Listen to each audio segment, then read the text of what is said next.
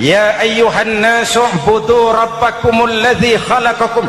Hai manusia, Tuhanmu yang perlu kau sembah hanyalah Tuhan yang telah menciptakan kamu. Jangan menyembah Tuhan yang tidak pernah menciptakan kamu. Mengapa kau menyembah harta padahal dirimu lebih berharga dari harta? Kenapa kau menyembah pangkat dan jabatan padahal dirimu lebih berharga dari pangkat dan jabatan?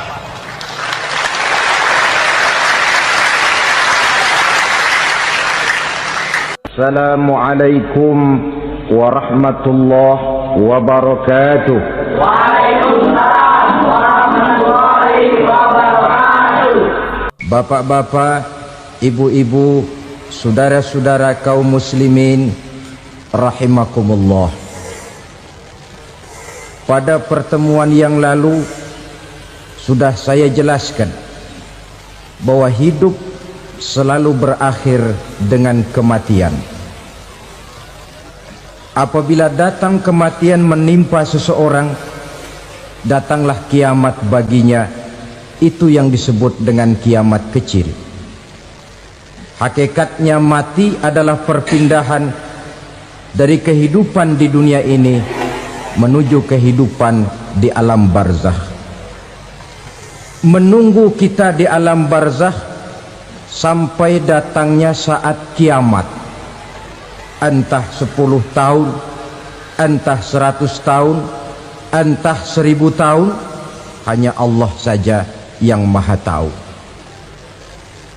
Adapun orang-orang beriman yang melakukan amal kebajikan dalam kehidupan di dunia ini, masa penantian yang lama di alam barzakh buat mereka sebentar saja.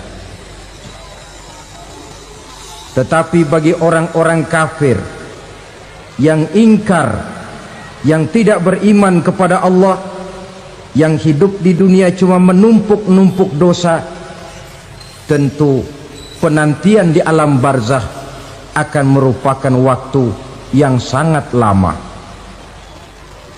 Bukankah dalam kehidupan kita waktu itu memang relatif? Contoh misalnya, bagi pemuda-pemudi yang sedang duduk asyik memadu cinta, waktu 4-5 jam saja rasanya cuma 4-5 menit, tenggelam oleh keasikan. Tapi buat orang yang berbaring di rumah sakit, meratap di balik-balik apa itu tembok derita kata lagu, di balik dinding-dinding penjara, sehari bagai seminggu, seminggu rasa sebulan, sebulan boleh jadi rasa setahun. Penantian yang sangat lama. Kapan kiamat itu akan datang? Ini rahasia Allah. Jangankan kita yang orang awam, baginda Nabi sendiri tidak diberitahu oleh Allah kapan kiamat itu akan terjadi. Tetapi sungguh pun demikian, banyak hadis-hadis yang menjelaskan ciri atau tanda-tanda datangnya kiamat. Nah, kalau sudah bicara soal tanda, tanda kiamat itu ada 2. Pertama yang disebut alamatus sughra, tanda-tanda kecil. Ini waktunya masih ada tenggang. Ada yang dinamakan alamatul kubra, tanda-tanda besar, artinya kiamat sudah diambang pintu. Apa tanda-tanda kecil dari datangnya hari kiamat itu? Misalnya kata Nabi, apabila ilmu sudah diangkat oleh Allah, artinya apabila ulama sudah banyak wafat, minat orang belajar agama berkurang, lalu kebodohan nampak merajalela di mana-mana, zina dikerjakan secara terbuka, minuman-minuman keras jadi kebanggaan, itu termasuk di antara tanda-tanda kecil terjadinya hari kiamat. Apalagi misalnya iza waladatil ammatu rabbataha, apabila budak sudah melahirkan tuan. Apa maksudnya? Ada yang mentafsirkan apabila anak sudah bisa membudaki orang tuanya. Orang tua yang melahirkan dia, yang membesarkan dia, demi setelah si anak besar jadi orang berpangkat, bertitel, berharta, berkedudukan, jadilah orang tua itu budaknya. Sehingga sering dibilang kalau orang tua kaya, anak jadi raja. Tapi kalau anak yang kaya, orang tua sering jadi budak. Apalagi munculnya fitnah yang bergelombang, timbul perang antara dua bangsa yang besar, waktu berjalan terasa sangat pendek sekali. Itu merupakan tanda di antara tanda-tanda kiamat. Termasuk di dalamnya sulit membedakan mana laki mana perempuan. Kan kalau tanda-tanda kayak begini sekarang sudah banyak kita lihat kan. Ulama banyak wafat, penggantinya sulit. Zina dikerjakan berterang-terangan, minuman keras jadi kebanggaan, banyak anak membudaki orang tuanya, sulit membedakan mana laki mana perempuan. Kadang-kadang dari belakang kita lihat perempuan bener, begitu kita colek nengok jenggotan.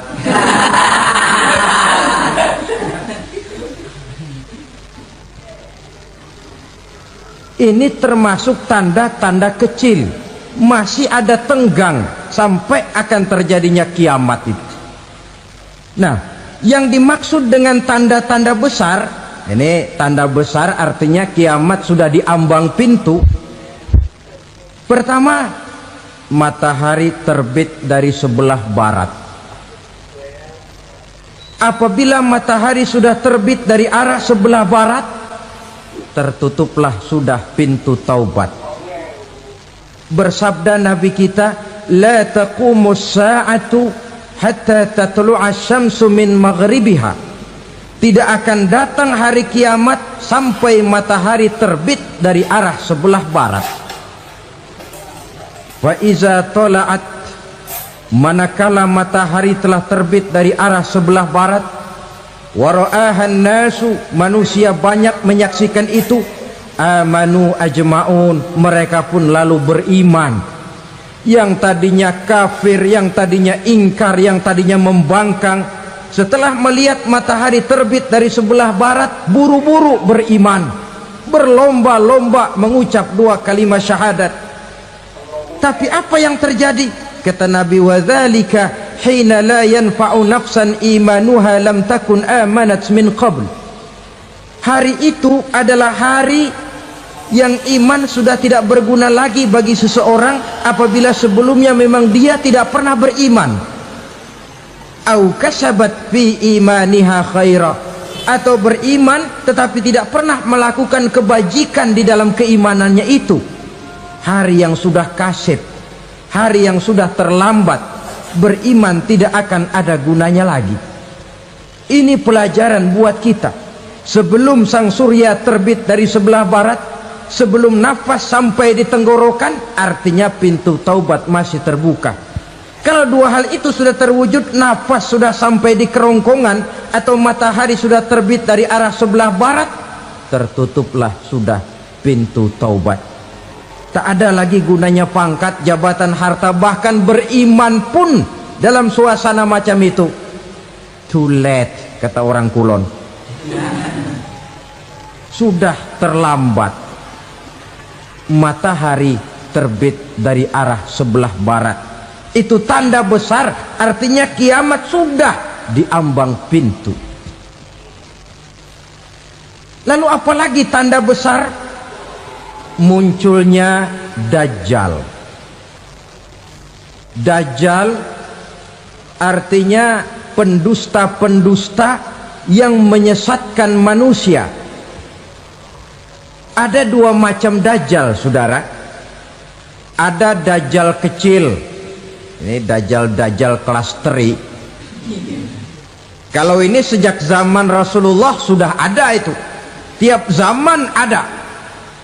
Di zaman Rasulullah misalnya ada yang bernama Aswad al-Unsi dari Yaman, ada yang namanya Musailamah al-Kazzab dari Yamamah, ada yang namanya Ibnu Sayyad dari Madinah. Ini dajjal-dajjal di zaman Rasul. Musailamatul Kazzab memproklamirkan diri jadi nabi, dia di zaman Rasul masih hidup. Ini dajjal zaman Nabi. Di zaman sahabat muncul dajjal-dajjal. Di zaman kita sekarang ini dajjal-dajjal pun gentayangan. Dajjal-dajjal kelas teri. Kerjanya mendustakan manusia, menyesatkan manusia, memalingkan manusia dari jalan yang benar dan diridhoi oleh Allah Subhanahu wa taala. Adapun yang merupakan tanda besar dari datangnya kiamat, dajjal-dajjal kelas kakap, pembohong-pembohong besar yang menyesatkan masyarakat manusia berpaling dari jalan Allah mengikuti jalan mereka.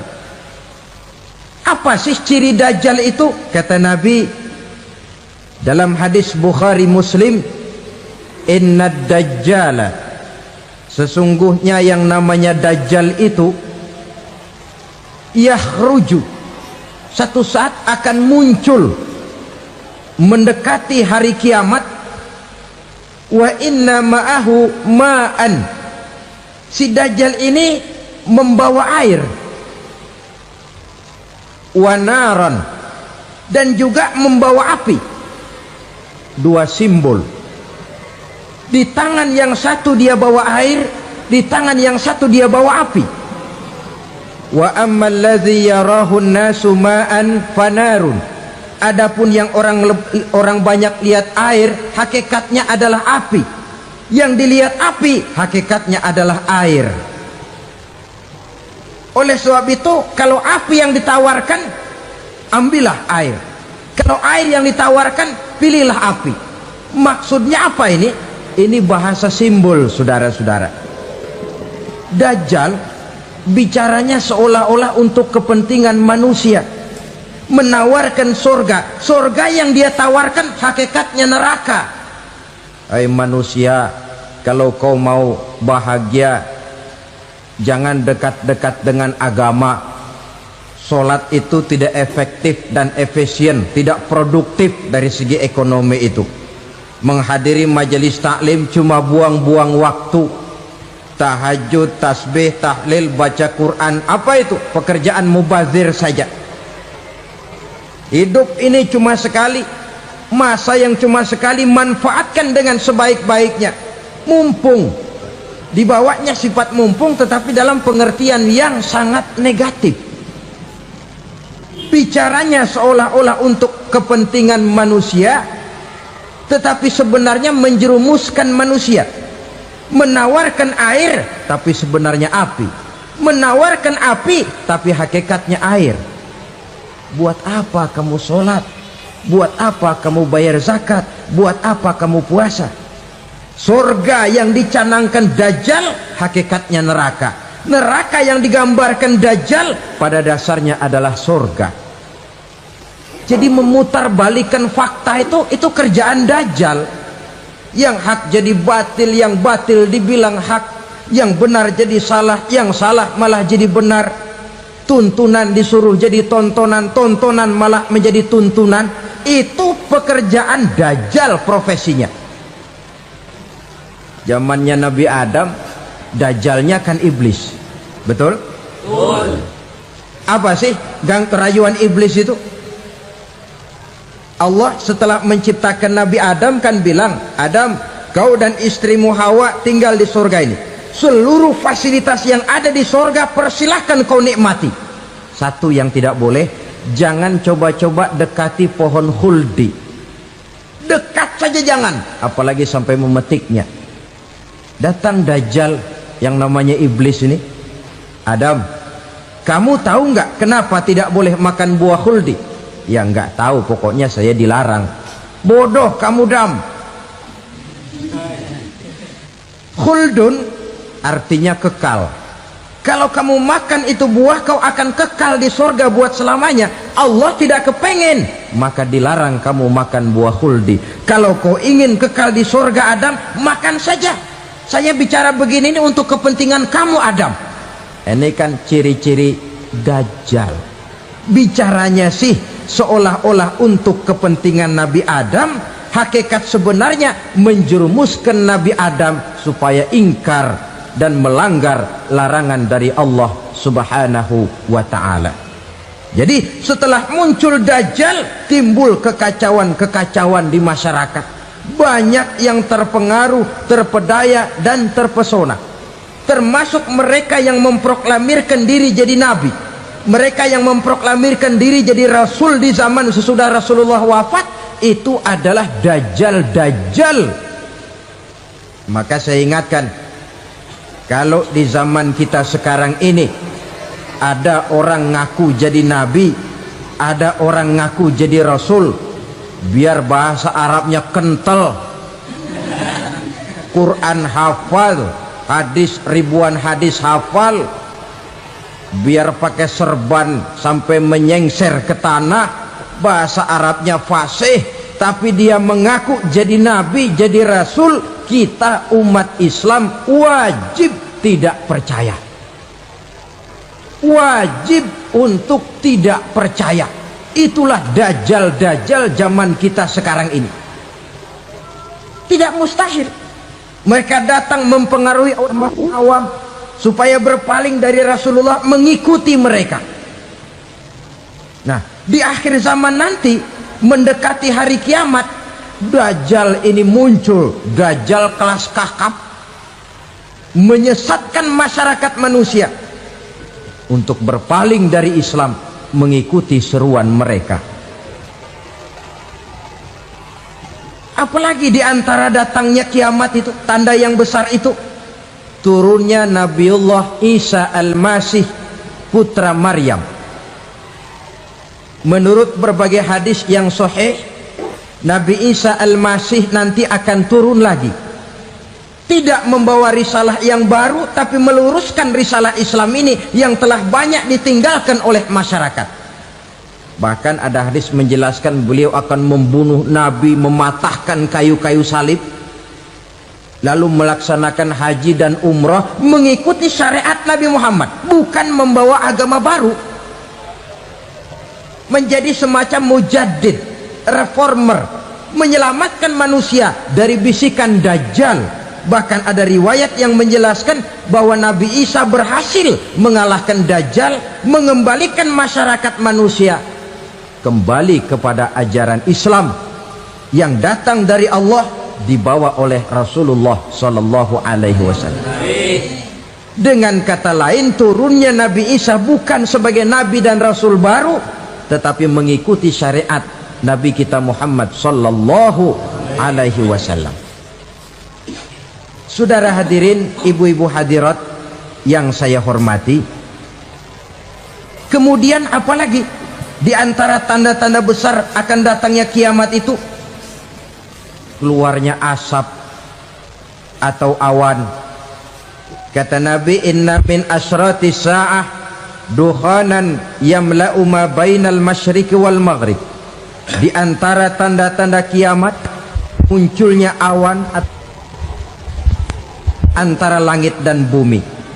Ini pun diperkuat dalam surah Ad-Dukhan ayat 10. Fartaqib yauma ta'tis sama bidukhanin mubin fayughshan nas hadza azabun alim. Bagi orang-orang yang beriman, mereka biasa-biasa saja, tapi bagi orang kufur, datangnya asap dan awan ini merupakan azab yang kelewat pedih.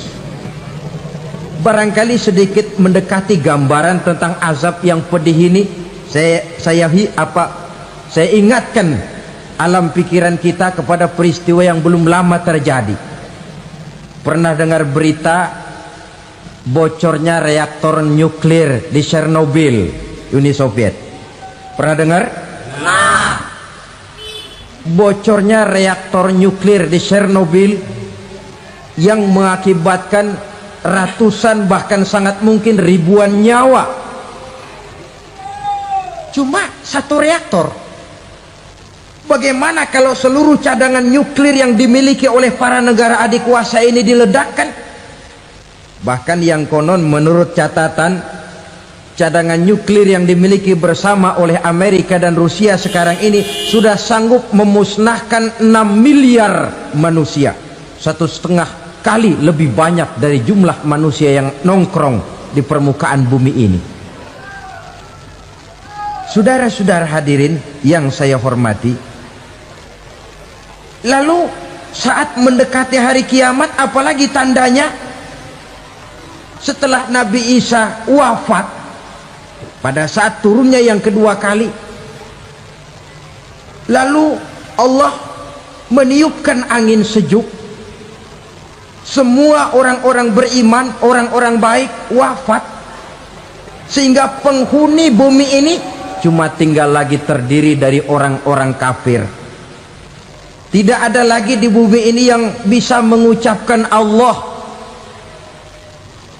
Sehingga dalam hadis qudsi itu ada keterangan, innallaha azza wa jalla yaqulu li Israfil. Allah pernah pesan kepada malaikat Israfil, kata Allah, Israfil, idza sami'ta qailan yaqul Allah Allah fa akhirin nafakh 40 sanatan ikraman liqailiha. Hai Israfil, apabila kau dengar di permukaan bumi masih banyak orang yang mengucapkan Allah Allah, maka tunda sangkakala kiamat itu 40 tahun. Untuk apa? Ikraman liqailiha, menghormati orang yang mengucapkan Allah Allah itu.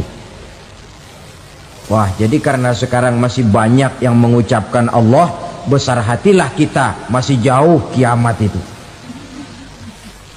Tapi jangan lupa, kiamat pribadi, kiamat kecil itu yang nggak kita sangka-sangka. Ajal datang mencabut nyawa, itu kiamat pribadi, dan itu yang pasti kita hadapi, dan itu yang membuat kita tidak boleh bersikap main-main di dalam kehidupan sekarang ini. Saudara hadirin yang saya hormati, tidak ada lagi orang-orang muslim. Seluruh penduduk dunia ini kafir. Lalu terciptalah struktur sosial yang berlandaskan prinsip hidup semau gue. Bakal terjadilah prinsip di mana yang kaya menyantap yang miskin, yang kuat menindas yang lemah. Hidup sudah bagaikan di rimba belantara, berlaku hukum rimba. Siapa yang kuat dia yang menang, siapa yang lemah menjadi mangsa. Timbul kekacauan, maksiat merajalela, munkarat menjadi-jadi, sehingga isi bumi ini penuh dengan segala macam perbuatan dosa. Tidak ada perlunya lagi alam diperpanjang temponya. Datang saat yang sudah dijanjikan oleh Allah Azza wa Jalla, maka terjadilah yang disebut kiamat kubra, kiamat besar, kiamat ancur-ancuran. Bagaimana kejadian ini dimulai?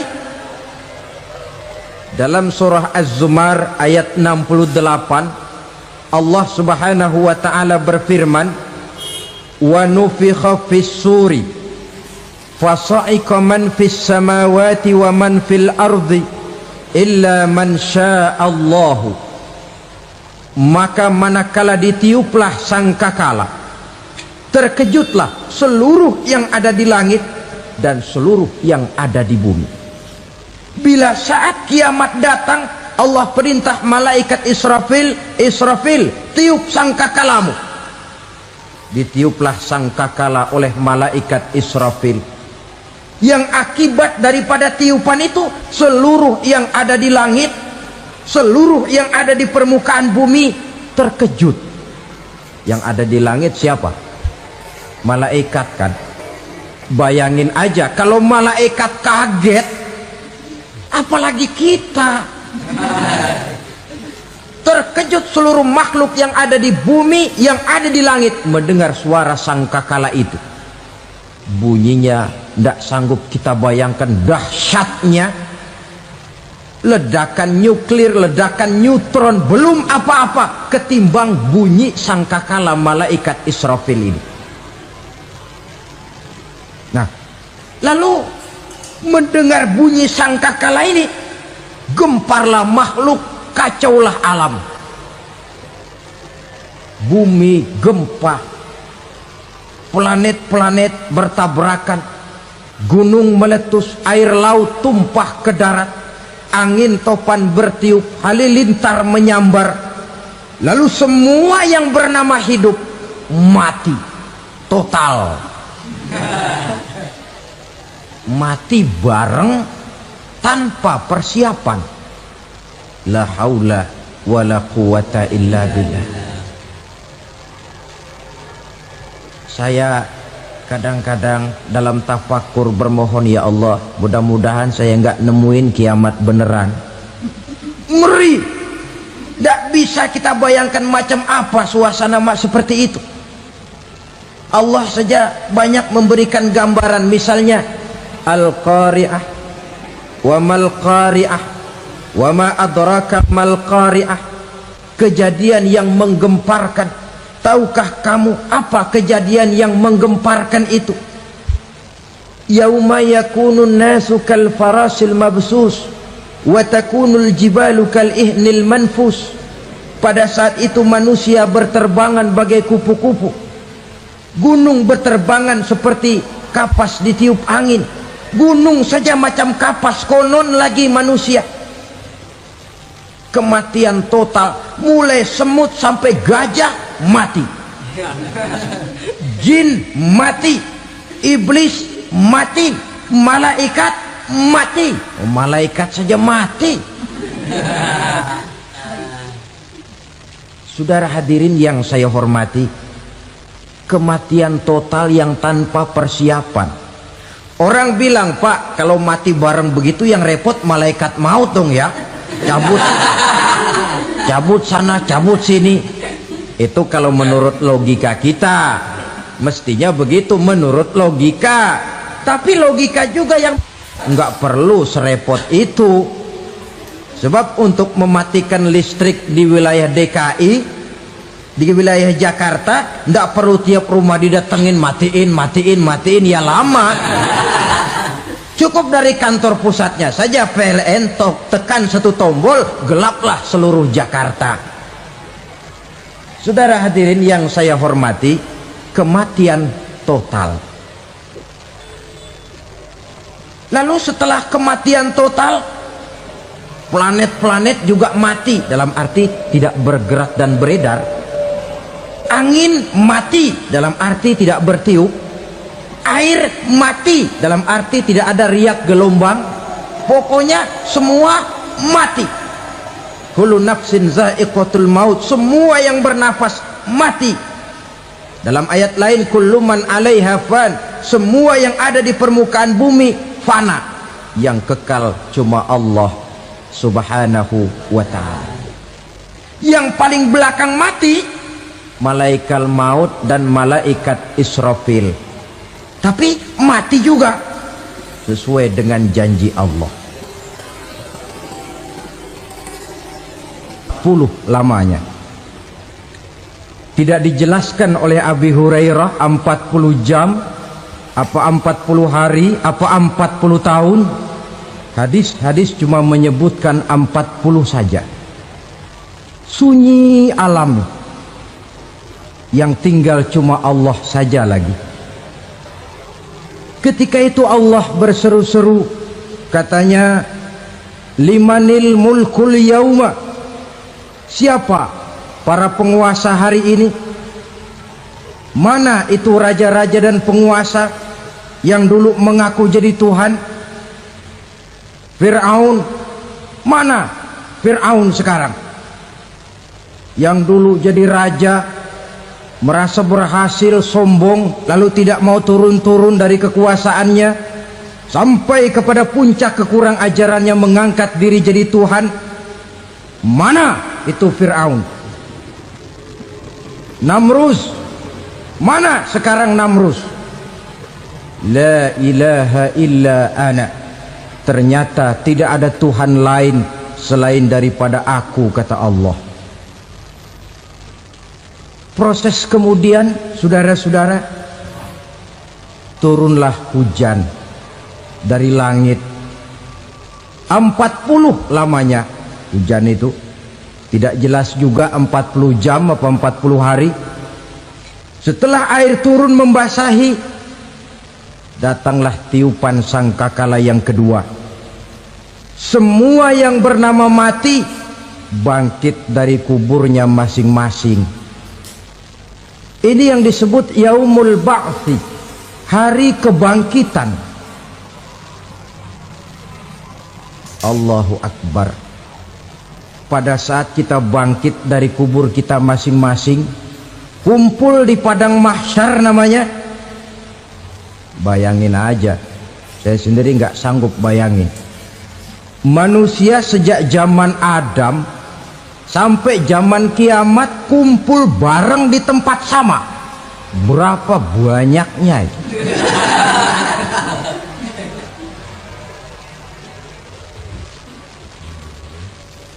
Dan yang luar biasa menurut satu riwayat, pada saat bangkit itu, Masya Allah, roman muka kita berubah, disesuaikan dengan amalan kita waktu di dunia ini. Barang siapa yang waktu di dunia amalannya itu amalan tikus, di akhirat nanti dia bangkit dari kubur, mukanya seperti muka tikus. Gagah betul badannya, tapi mukanya seperti tikus. Kenapa? Amalannya waktu di dunia seperti amalan tikus. Apa amalan tikus itu? Suka ngegeragoti barang yang sudah disimpan rapi-rapi. Orang sudah simpan uang rapi-rapi, simpan perhiasan rapi-rapi, digeragoti oleh tikus. Maling-maling, pencoleng-pencoleng, koruptor-koruptor, itu nanti di akhirat nanti kita lihat mukanya seperti muka tikus. Oh, ini waktu di dunia suka nyolong, hanya seperti muka tikus. Barang siapa yang waktu di dunia ini amalannya itu amalan macan, dia akan bangkit nanti mukanya seperti muka macan. Apa amalan macan? Macan itu amalannya menang-menangan. Orang yang mau menang saja nggak mau mengalah. Coba lihat di hutan, kenal hutan nggak? Di hutan, raja hutan di mana-mana pasti macan, betul kan? Betul. Padahal hutan belum pernah bikin pemilihan umum. Tapi macan tidak peduli ada pemilihan umum apa tidak, pokok saya raja. Sebab apa? Macan jadi raja itu bukan karena benar, tapi karena kuat jadi raja. Setelah dia jadi raja, rakyat hutan yang mesti dilindungi malah dimakan oleh raja macan. Kambing rakyat hutan dimakan oleh macan. Ayam rakyat hutan dimakan oleh macan. Itu nanti kita lihat di akhirat itu mukanya seperti muka macan, gagah betul. Lalu barang siapa yang di dunia ini amalannya itu seperti amalan anjing, nanti dia punya muka seperti muka anjing. Apa amalan anjing? Pertama, anjing itu kalau disuruh jaga rumah, dia tidak bisa membedakan mana maling, mana tamu. Biar yang datang maling, kalau bawa tulang, anjing kalem. Yang kedua, anjing itu akan setia kepada siapa saja yang memberinya roti. Siapa yang memberinya roti, itulah majikannya. Apa kata majikannya pasti dia laksanakan. Soal benar atau salah dia tidak peduli. Setelah anjing dapat roti, dia tidak punya pilihan lain kecuali bilang, abdi mah kumaha juragan wae ayeuna mah.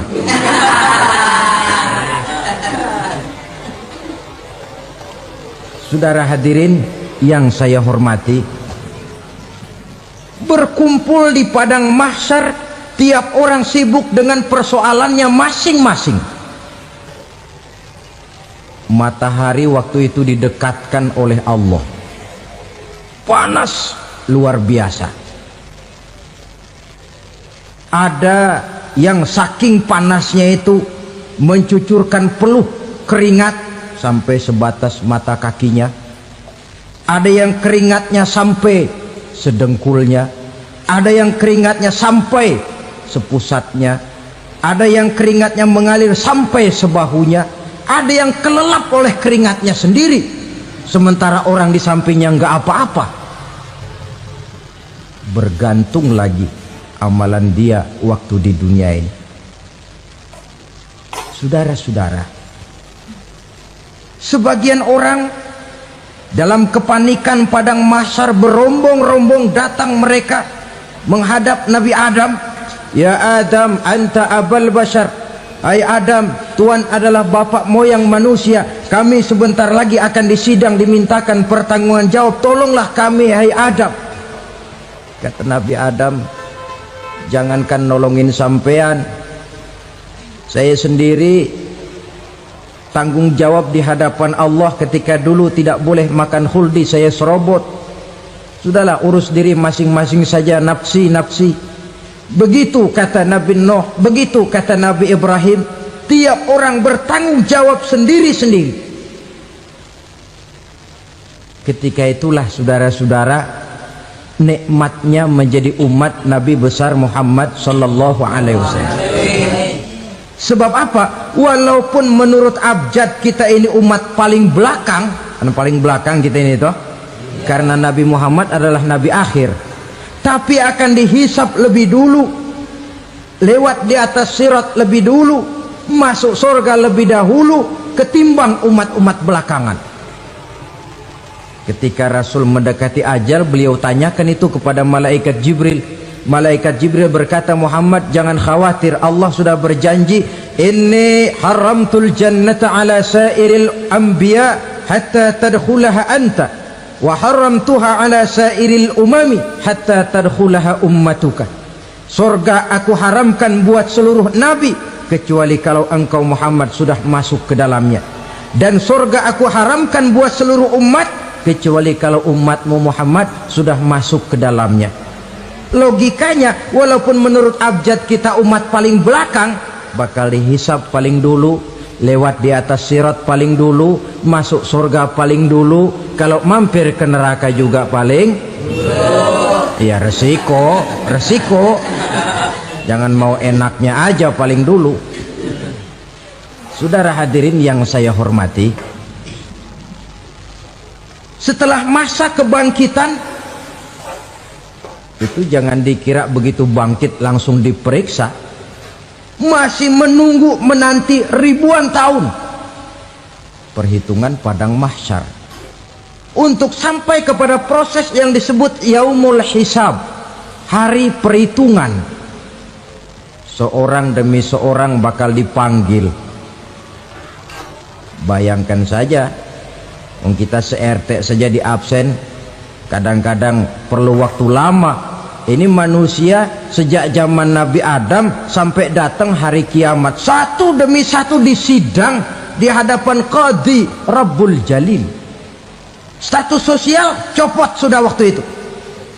Yang pernah jadi hartawan di situ tidak lagi kelihatan kehartawanannya. Yang pernah jadi jenderal tidak lagi dipanggil jenderalnya. Yang ustadz tidak lagi dipanggil al-mukarramnya. Seluruh status sosial selesai.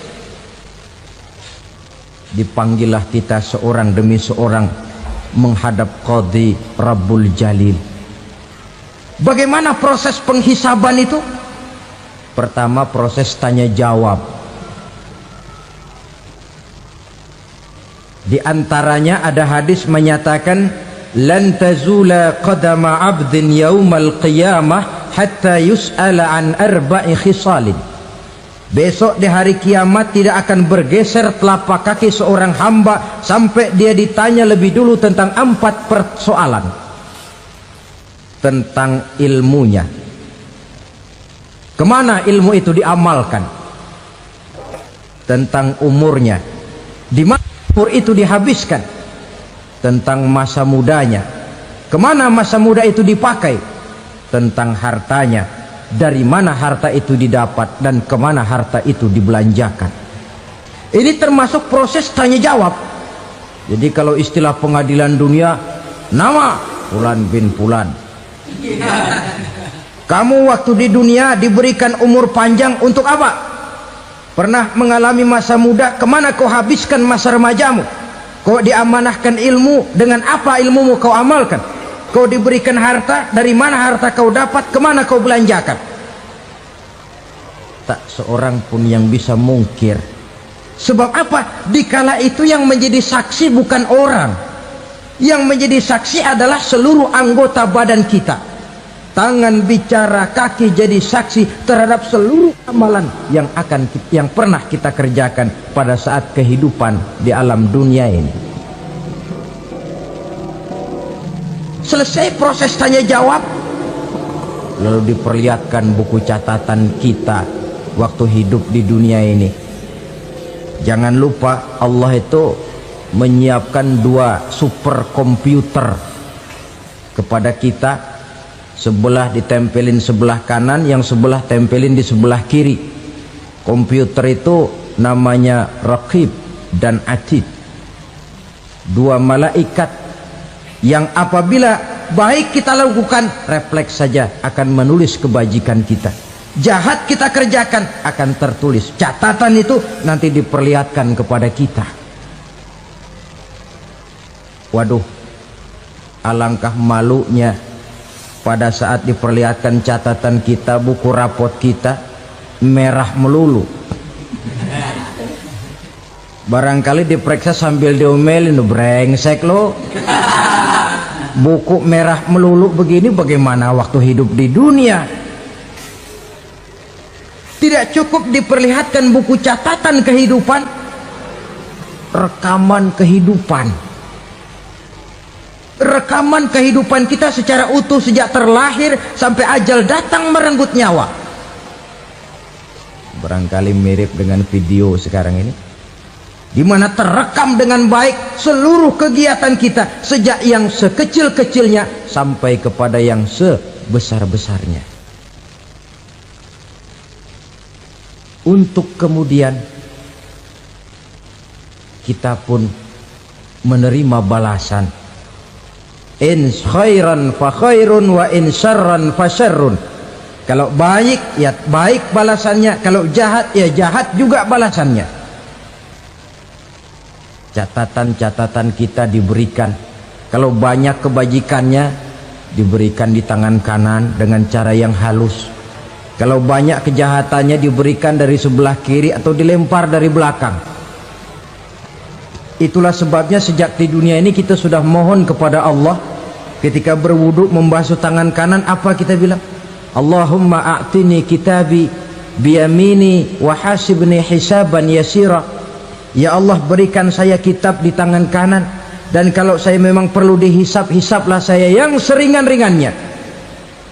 Tangan kiri berlindung kita kepada Allah, jangan sampai diberikan kitab di tangan kiri atau dari arah sebelah belakang. Wa a'udzubika an tu'tiya kitabi bishimali aw min wara'i zuhri, dari arah sebelah belakang. Na'udzubillah min dzalik. Setelah selesai lewat proses penghisaban, lewat mizan, timbangan, maka yang sudah selesai dihisab itu bergeraklah menuju sirat, jembatan yang terbentang menuju surga melalui neraka. Saudara-saudara, panjangnya perjalanan sirat itu memakan waktu ratusan tahun. Tetapi orang yang lewat di atas sirat pun macam-macam, bergantung amalannya ketika di dunia ini. Ada yang lewat di atas sirat itu kal barkil khatib, seperti kilat yang menyambar, lep, sudah sampai dia di surga. Cepat bukan main. Ada yang lewat di atas sirat itu seperti orang lari-lari. Ada yang lewat di atas sirat itu seperti orang jalan biasa. Ada yang sambil merangkak, ada yang sambil ngesor, ada yang sambil gelayutan, ada yang selamat sampai ke ujung ke surga, ada yang tergelincir jatuh masuk ke dalam neraka, bergantung amalannya dalam kehidupan di dunia sekarang ini. Tiap kita akan melewati yang namanya sirat ini. Saudara-saudara kaum muslimin yang saya hormati, dengan demikian mereka yang selamat melalui sirat sampai ke terminal akhir surga, mereka yang ketika dihisab ternyata banyak kejahatannya daripada kebaikannya, mereka singgah di dalam neraka. Nah, adapun orang-orang yang beriman menurut ayat Quran dan hadis Nabi itu nanti ada bermacam-macam. Ada orang beriman itu yang dimasukkan surga. Ada orang beriman itu yang dimasukkan ke dalam surga. Ada orang beriman itu yang disebut penduduk surga. Kenapa lain-lain, Pak? Karena waktu di dunia amalannya juga lain-lain. Ada orang beriman yang masuk surga. Ini paling murah tiketnya. Mau masuk surga? Kata Nabi begini, ma min abdin qala la ilaha illallah thumma mata ala dhalik illa dakhalal jannah. Kalau seorang hamba sudah mengucap dua kalimat syahadat, dia yakin dengan kebenaran kalimat itu sampai matinya, orang itu akan masuk surga. Abi Dzar yang waktu itu diajak bicara heran, ya Rasul kok gampang betul? Iya, walaupun orang itu mencuri, iya, walaupun orang itu berzina, iya, biar dia mencuri, biar dia berzina, kalau dia sudah mengucap dua kalimat syahadat, dia yakin dengan kebenaran kalimat itu sampai matinya, itu orang akan masuk surga. Jadi masuk surga cukup dua kalimat syahadat, yakin sampai mati, masuk surga. Itu perkara masuk. Tapi kalau pertanyaannya diterusin, masuknya kapan, Pak? Nah, ini lain lagi urusannya. Sebab ada yang masuknya itu langsung, ada yang mampir dulu. Di sana tempat cuma dua, kalau tidak surga, neraka. Mau ke surga tapi mampir dulu, yang mampirnya jelas di neraka. Kenapa? Dalam hadis qudsi ada riwayat, nanti itu di akhirat, setelah Allah selesai mengatur penduduk surga masuk surga, yang neraka masuk neraka, Allah berkata kepada malaikat Malik, malaikat Malik, labaik ya Allah, itu bajingan-bajingan tengik, manusia-manusia durjana yang waktu di dunia tidak mau sujud, jauh dari ulama, gemar melakukan yang munkarat dan maksiat, hidup di tengah masyarakat selalu jadi bibit keonaran, kufur, sudah masuk neraka semua. Sudah ya Allah. Nah, kalau sudah, coba sekarang kamu masuk, Malik. Saya, iya, masuk neraka. Mau apa ya Allah? Kata Allah, akhriju minan nar man kana fi qalbihi misqala habatin min khardalin min iman. Kau masuk neraka, cari di dalam neraka orang-orang yang ada imannya walaupun kecil sebesar biji zarah, angkat mereka keluar. Masuk malaikat Malik ke neraka, cari orang yang ada imannya, korek-korek. Ya repot, udah pada gosong. Yang ada imannya diangkat ke atas, yang ada imannya diangkat ke atas, lalu dimandikan di Nahrul Hayat, namanya sungai kehidupan di akhirat nanti. Cakep lagi rupanya, bersih lagi wajahnya, apel di hadapan Allah. Kata Allah, bagaimana mas? Kapok enggak sampean? Kapok ya Allah. Nah, kalau kapok, idhab fadkhulil jannah, pergi masuk surga sana. Berangkat mereka ke surga, ketemu sama teman-temannya yang udah sampai lebih dulu, yang nggak pakai mampir lagi. Terjadi dialog. Kata teman-temannya yang udah pada nyampe duluan, Mas, iya, emang baru sampai? Oh, saya baru sampai. Memang mampir di mana dulu, Mas? Kita sudah lama sampai di surga. Saudara buka surah Al-Muddatsir ayat 34-35.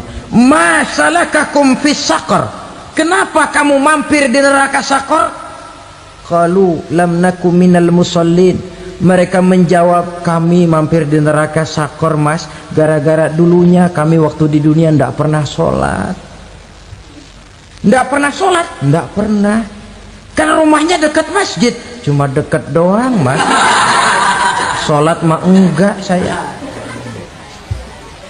Enggak pernah ngasih makan fakir miskin, enggak pernah hadir di majelis taklim, pendeknya enggak pernah melakukan kebajikan, maka saya pun mampir di neraka Saqar.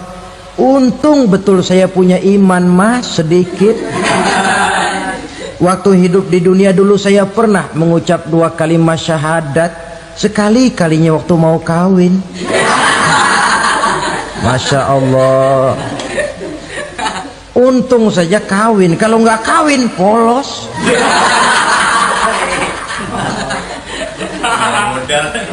Itu juga pengulu sudah setengah mati ngajarin.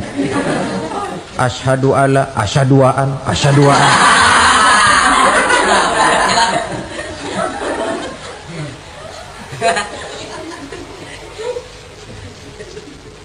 Ini namanya masuk surga, ada mampir dulu.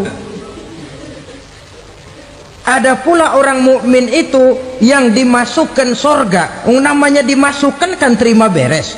Saya masuk ke rumah, jalan sendiri, cari tempat sendiri. Saya dimasukkan ke dalam rumah, terima beres, pokok ada di dalam, itu dimasukkan namanya.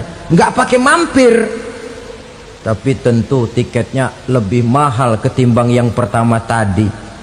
Apa kata Allah?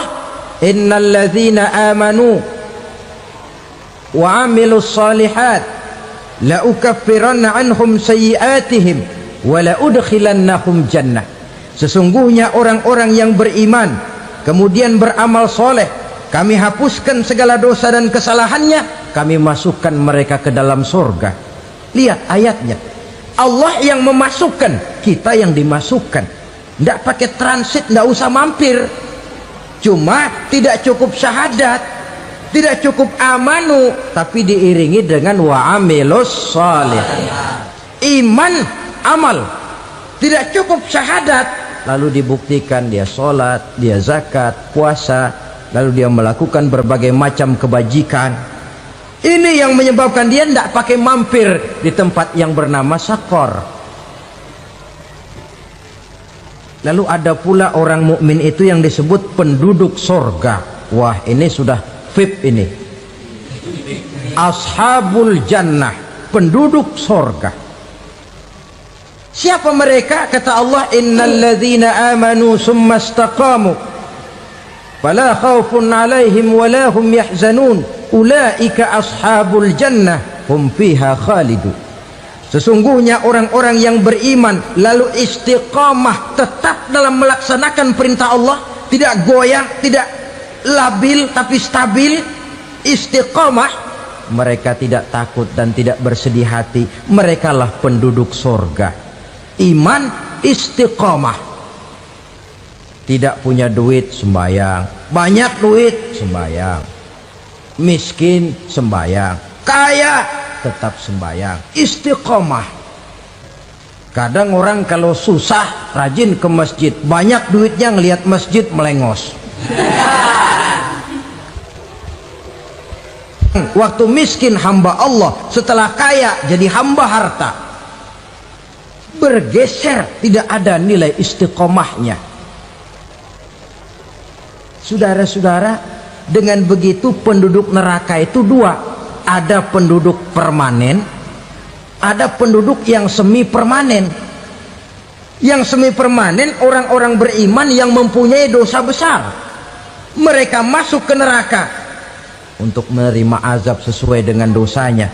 Bila selesai masa azab itu, mereka akan diangkat untuk ditempatkan kembali ke dalam surganya Allah Subhanahu wa ta'ala.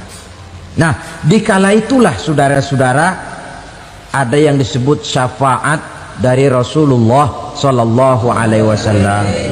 Tapi tentu jangan lupa, syafaat ini ibarat kain menambal dia. Kita punya kain bolong-bolong sedikit, syafaat yang menambal. Solat kita ada kurang dikit, sedekah kita ada campur riak dikit, amalan kita ada tidak karena Allah dikit, kita berharap syafaat. Jadi biarlah kain masih bolong-bolong, yang penting punya kain. Tapi kalau kainnya tidak ada, yang ditambal apanya? Solat tidak, puasa tidak, zakat tidak, berharap syafaat saja. Ya, terlalu berlebihan itu. Saudara hadirin yang saya hormati, apabila selesai proses penghisaban, proses penghitungan, maka dikala itulah manusia terbagi dalam dua kelompok besar. Fariqun fil jannah wa fariqun fis sa'ir. Sekelompok orang-orang beruntung yang masuk ke dalam surga, dan sekelompok lagi masuk ke dalam neraka.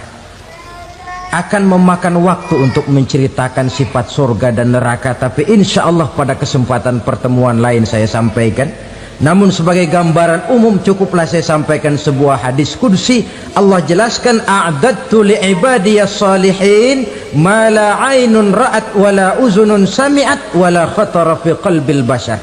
Aku sediakan buat hamba-hambaku yang soleh, yang tidak pernah terlihat oleh mata, tidak pernah terdengar oleh telinga, dan belum pernah terdetik dalam hati manusia. Jadi kenikmatan surga belum pernah dilihat mata, belum pernah didengar telinga, belum pernah terdetik dalam hati.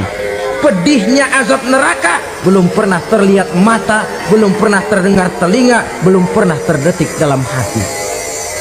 Saudara hadirin yang saya hormati, oleh karena itu sebagai uraian akhir daripada kiamat ini, marilah sama-sama kita memanfaatkan hidup dengan sebaik-baiknya, supaya jangan timbul penyesalan di hari kemudian nanti.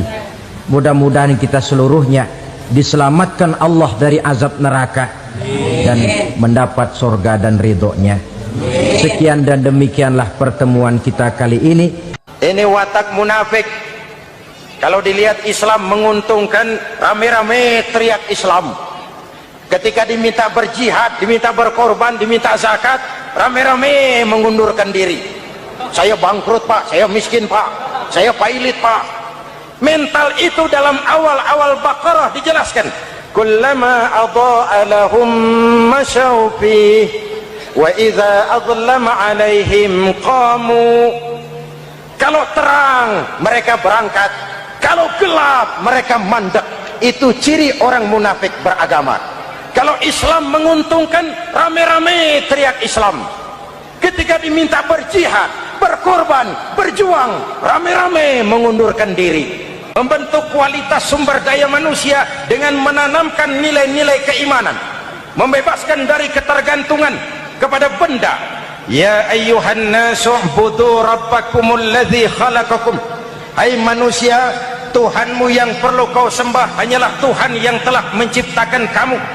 Jangan menyembah Tuhan yang tidak pernah menciptakan kamu. Mengapa kau menyembah harta padahal dirimu lebih berharga dari harta? Kenapa kau menyembah pangkat dan jabatan padahal dirimu lebih berharga dari pangkat dan jabatan?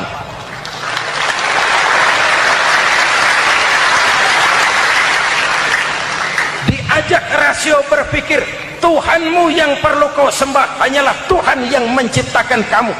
Dan Tuhan yang menciptakan kamu itu Tuhan yang lam yalid walam yulad, yang laisa kamislihi syai'un, dan itulah Allah Subhanahu wa ta'ala.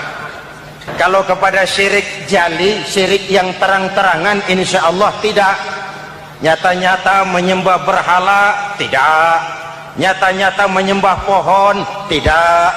nyata-nyata berkeyakinan Tuhan lebih dari satu? Tidak. Tapi kita sering terjebak pada syirik kecil, syirik khafi, syirik yang tersamar.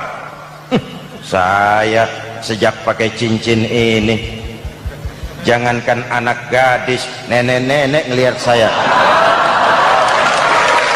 cincin. Jangankan anak gadis, nenek-nenek lihat saya lemes cincin. Ini saya sejak ada perkutut rumah ini dagang lancar perkutut. Ini Ramadan, bulan penempaan nilai-nilai keimanan.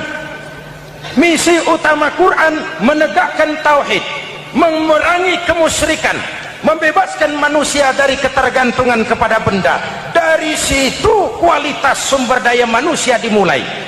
Saya sering ungkapkan selama ini sistem pendidikan kita cuma mengisi otak, bukan membentuk watak. Otak diisi segala macam ilmu, tapi hati kosong, agama rapuh, akhirnya moral rendah. Muncul manusia-manusia yang pintar, cuma sayang tidak benar. Indonesia kita bangkrut, Indonesia kita terpuruk, Indonesia kita sakit sekarang ini, kan ulahnya orang-orang yang pintar tapi tidak benar.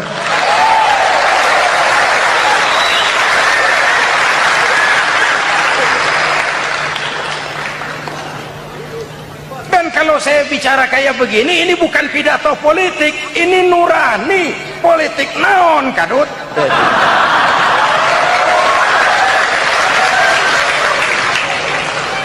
Ini nurani, ini tanggung jawab sebagai anak bangsa.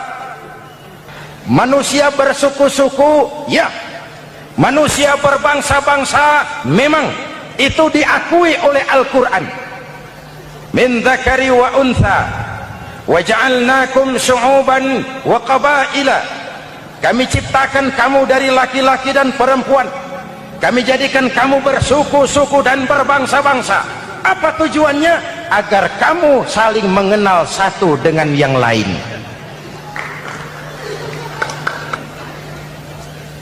Yang terlepas dari ras, dari manapun orang datang, apapun warna kulitnya, dari suku apapun ia dilahirkan, kalau akidahnya sama, itu kan saudara kita.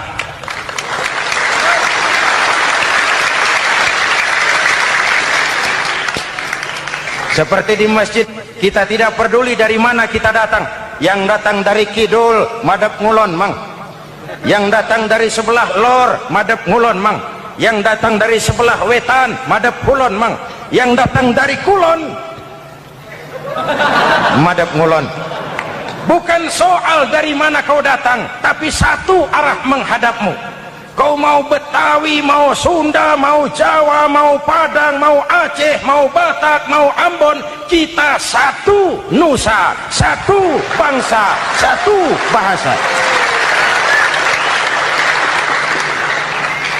Marilah kita jadi lem perekat buat lingkungan kita di saat keutuhan kita sebagai bangsa sedang dalam ujian berat. Semangat kebersamaan atas dasar keadilan. Tidak ada mayoritas menekan minoritas. Umat Islam itu kalau besar, dia mampu melindungi yang kecil. Kalau kecil, dia bisa menjaga diri. Tiap sholat Jumat, khatib berpesan pada akhir khutbah kedua, innallaha ya'muru bil adli wal ihsan. Innallaha ya'muru bil adli wal ihsan. Allah memerintahkan kamu menegakkan keadilan dengan argumen, bukan dengan sentimen. Mengajak, bukan mengejek. Merangkul, tidak untuk tujuan memukul. Kalau sebagai bangsa kita utuh, kompak dan bersatu, saya yakin kita akan bisa mengatasi kesulitan-kesulitan sekarang ini.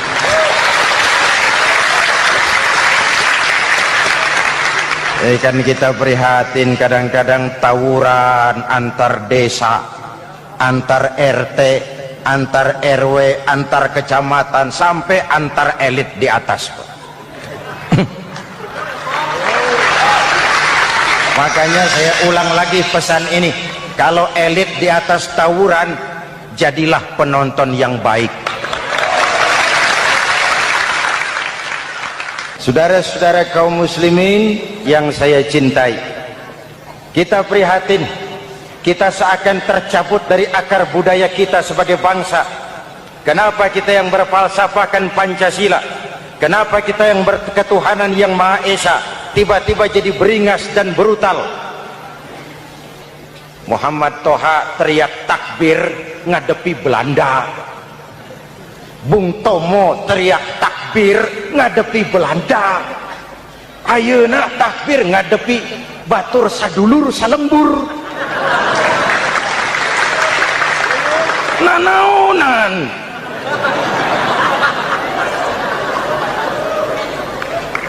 Bung Tomo teriak takbir, Muhammad Toha teriak takbir, yang dihadapi jelas penjajah Belanda.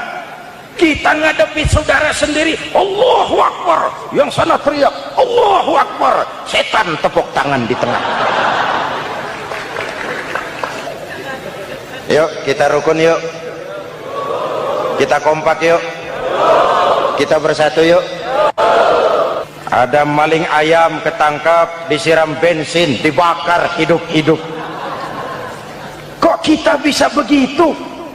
Street justice, pengadilan jalanan mulai tegak. Iyalah kita tidak puas dengan kerja aparat kita, tapi jangan main hakim sendiri. Ini negara, bukan hutan.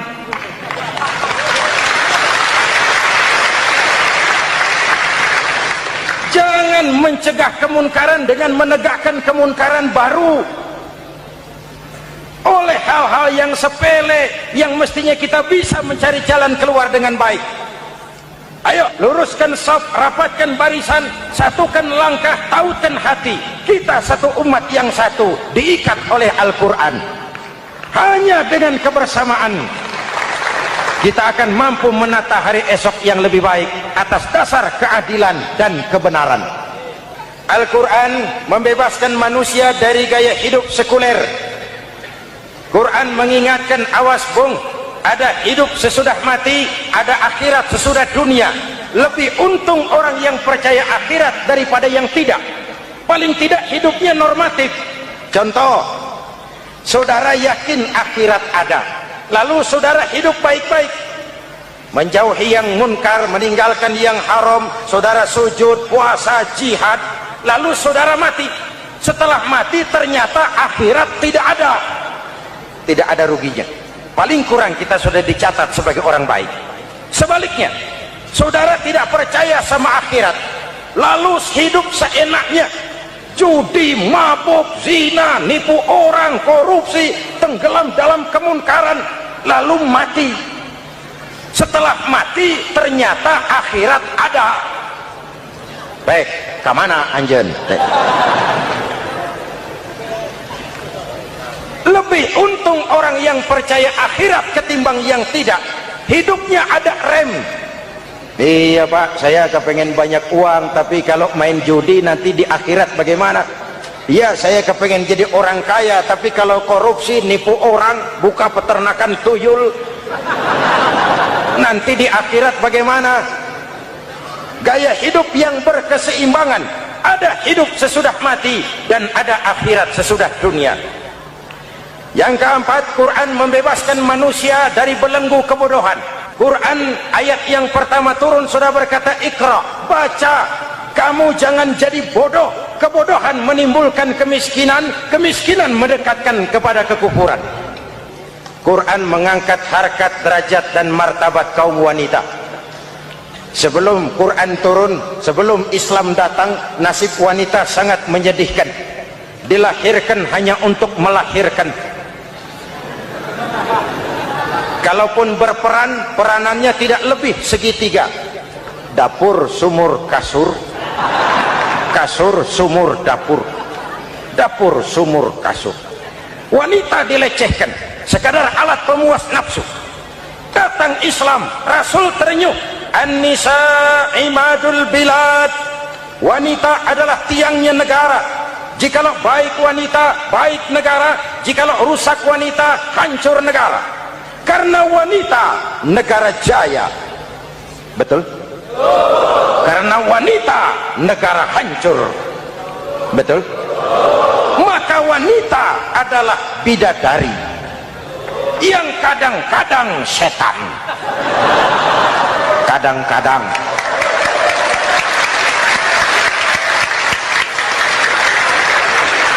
Ini yang hadir di sini bidadari semua. Ibu bapak, saudara-saudara hadirin yang saya hormati. Lalu bagaimana sikap kita terhadap Al-Quran? Quran sendiri menjelaskan, "Tsumma awrasnal kitaba alladzina istafaina min ibadina." Kemudian kami wariskan kitab Al-Quran yang kami pilih buat hamba-hamba kami yang terpilih. Luar biasa. Umatnya umat pilihan, Rasulnya Rasul pilihan, kitabnya pun kitab pilihan. Kami wariskan Al-Quran kepada hamba-hamba kami yang kami pilih. Bagaimana sikap mereka setelah menerima Al-Quran? Terbagi tiga. Pertama, faminhum zalimun linafsihi. Di antara mereka ada yang setelah menerima Al-Quran lalu zalim kepada dirinya sendiri. Diterimanya Al-Quran dengan lidahnya, tapi ditolak dengan perbuatannya. Mulutnya menjunjung Al-Quran, perbuatannya menginjak Al-Quran. Quran bilang ke barat, dia pergi ke timur. Quran bilang ke selatan, dia berangkat ke utara. Quran bilang haram, dia terjang. Quran bilang halal, dia tidak mau. Orang seperti itu tidak zalim kepada Allah, tapi zalim kepada dirinya sendiri. Apakah mudah-mudahan kita yang termasuk golongan ini, amin. Yang kedua, wa minhum muqtasid. Di antara mereka ada yang menerima Quran 50-50, separuh-separuh. Yang enak dilaksanakan, yang berat ditinggal. Padahal pada sisi lain Quran mengajarkan masuklah ke dalam Islam secara total, kafah, jangan separuh-separuh. Golongan yang ketiga, ini yang ideal. Wa minhum sabiqum bil khairati biiznillah. Di antara mereka ada yang setelah menerima Al-Quran lalu berlomba-lomba mengamalkannya, berlomba-lomba melaksanakannya. Jangan sampai yang baca Quran dengan suara merdu dapat piala, yang mengamalkan Quran dengan konsekuen dapat penjara.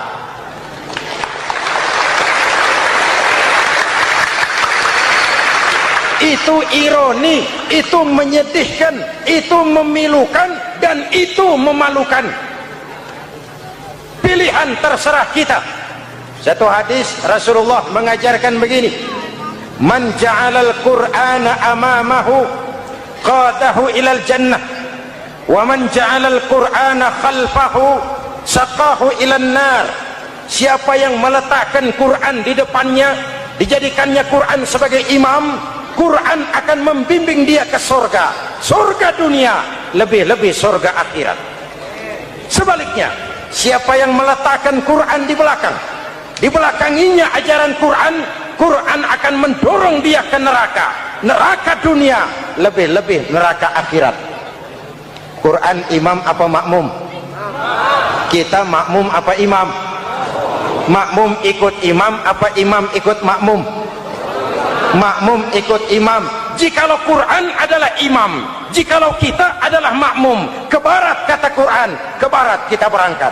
Ke timur kata Quran, ke timur kita menuju. Halal kata Quran, itu yang kita ambil.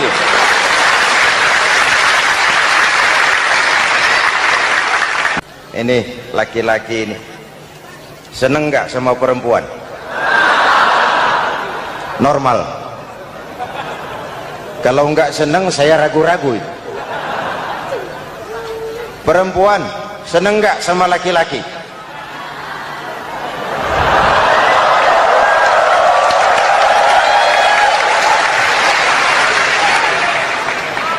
Ini fitrah.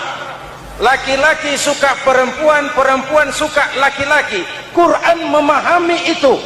Hai laki-laki, kau senang dengan perempuan. Hai perempuan, kau suka dengan laki-laki. Oke, lewat sini, lewat pintu yang disebut nikah. Kalau kitab suci melarang nikah, itu bertentangan dengan fitrah manusia.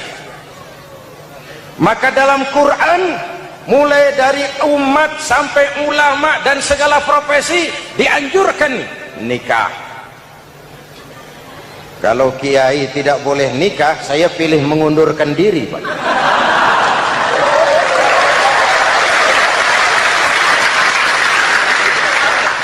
Itu bertentangan dengan fitrah. Lagian mubazir dikasih perabotan nggak dipakai.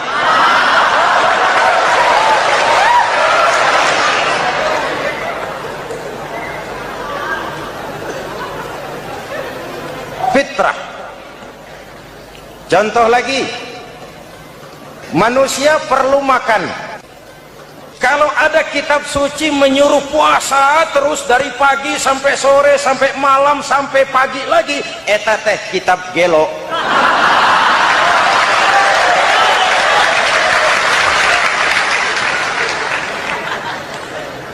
Quran sesuai dengan fitrah, puasa mulai dari imsak sampai datang waktu maghrib. Puasa ngebleng dari pagi sampai sore sampai malam merusak kesehatan.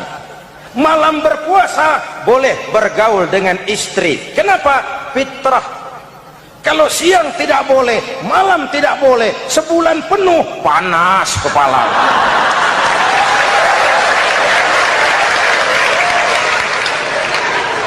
Rontok rambut. Hadirin yang saya hormati, itu yang pertama. Yang kedua, kita yakini Quran sebagai kitab suci karena isinya tidak saling bertentangan, konsekuen, konsisten. Kalau ada satu kitab, di satu ayat mengajarkan Tuhan Esa, di lain ayat mengajarkan tiga, liar eta mah. Bagaimana kitab suci isinya paradoks? Bagaimana kitab suci isinya saling bertentangan? Di ayat manapun sekali Quran berkata Allah itu Esa, selamanya Esa. Isinya tidak saling bertentangan. Lalu yang ketiga, kita yakini Quran kitab suci karena dia bersih dari intervensi manusiawi. Sejak turunnya Al-Quran menantang, jikalau kamu ragu terhadap Quran yang kami turunkan kepada hamba kami Muhammad, kamu anggap itu cuma bikinan Muhammad. Kalau Muhammad bisa, kamu tentu bisa. Baik, bikin satu surah semacam Al-Quran. 14 abad yang lalu tantangan ini turun dan sampai malam ini belum terjawabkan. Pak, barangkali tidak ada yang mau coba. Banyak. Antara lain Musailamah Al-Kazzab, dia mencoba membuat menandingi Al-Quran. Dia buat satu surah namanya surah Al-Fil. Bunyinya begini, bikinan Musailamah.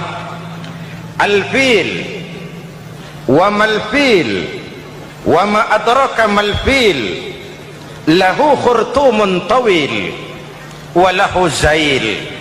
Sudah berbentuk syair. Isinya apa? Al-Fil, gajah. Wa mal-fil, apakah gajah itu? Wa ma adraka mal-fil, tahukah kamu apa itu gajah? Lahu khurtumun tawil, dia punya belalai panjang. Wa lahu zail, dan dia punya ekor. Gak usah turun ayat begituan, orang tahu.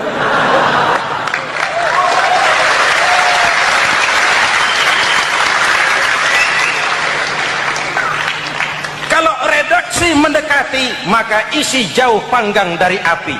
Kitab suci bersih dari campur tangan manusiawi. Maka Al-Quran, ke bahasa apapun dia diterjemahkan, naskah aslinya tetap ikut. Dia boleh diterjemahkan ke bahasa Sunda, bahasa Jawa, bahasa Padang, bahasa Inggris, bahasa Jerman, bahasa Belanda, naskah aslinya tetap ada. Kenapa? Bahasa ke bahasa perbedaannya sering frontal. Kalau dari gelas menjadi gelas, eta mah caket. Dari lem menjadi lampu, itu masih serumpun. Tapi cokot Sunda dengan cokot Jawa itu jauh bedanya. atos Sunda dengan atos Jawa itu jauh. Ulama Sunda sama ulama Jawa nggak pernah akur kalimat atos ini.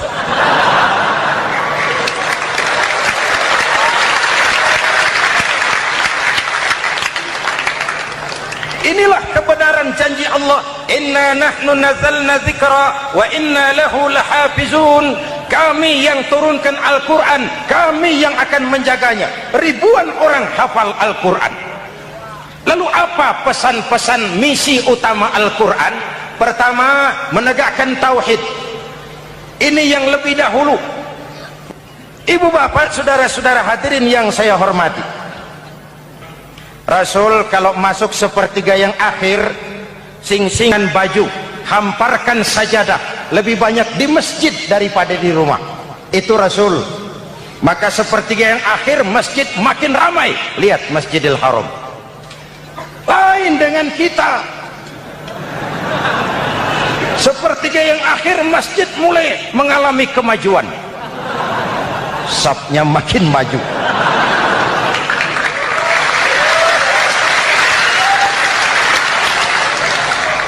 Pasar ramai, terminal beludak. Padahal sepertiga yang akhir itu puncak. Padahal di situ nilai tambah. Dan anggap ini Ramadan terakhir yang diberikan Allah kepada kita. Kenapa? Memang tidak ada jaminan tahun depan ketemu Ramadan lagi.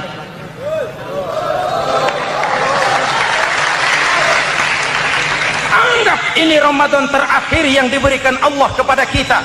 Tidak ada jaminan tahun depan Ramadan akan ketemu lagi. Tidak ada jaminan. Manfaatkan pelukan pemutihan. Semua kita melakukan introspeksi. Tidak tahu kita Ramadan tahun depan nanti masih ketemu apa tidak. Sebagaimana kita tidak tahu kita masih hidup atau tidak. Hadirin yang saya hormati, misi kedua Al-Quran, persaudaraan, kebersamaan atas dasar keadilan dan kebenaran. Mari kita jadikan Ramadan sebagai bulan di mana sedikit demi sedikit kita berupaya kembali menjadi generasi yang Qurani. Rasulullah pernah ditanya, kalau Tuhan wafat ya Rasul, kemana kami minta nasihat? Aku tinggalkan kamu dua nasihat. Satu yang diam saja, satu yang bisa bicara. Yang bisa bicara apa ya Rasul? Al-Quran. Minta nasihat Quran. Yang diam saja apa ya Rasul? Maut. Dalam hidup ada dua nasihat. Nasihat yang bisa bicara, Al-Quran. Nasihat yang diam saja, maut. Mau dagang, minta nasihat Quran. Mau bertetangga, minta nasihat Quran. Itu nasihat. Nasihat yang kedua, diam saja, tahu-tahu datang maut. Makanya anggap ini Ramadan terakhir yang diberikan Allah kepada kita, karena tahun depan tidak ada jaminan kita bertemu Ramadan. Manfaatkan 10 yang akhir untuk meningkatkan nilai ibadah kita kepada Allah Subhanahu wa ta'ala.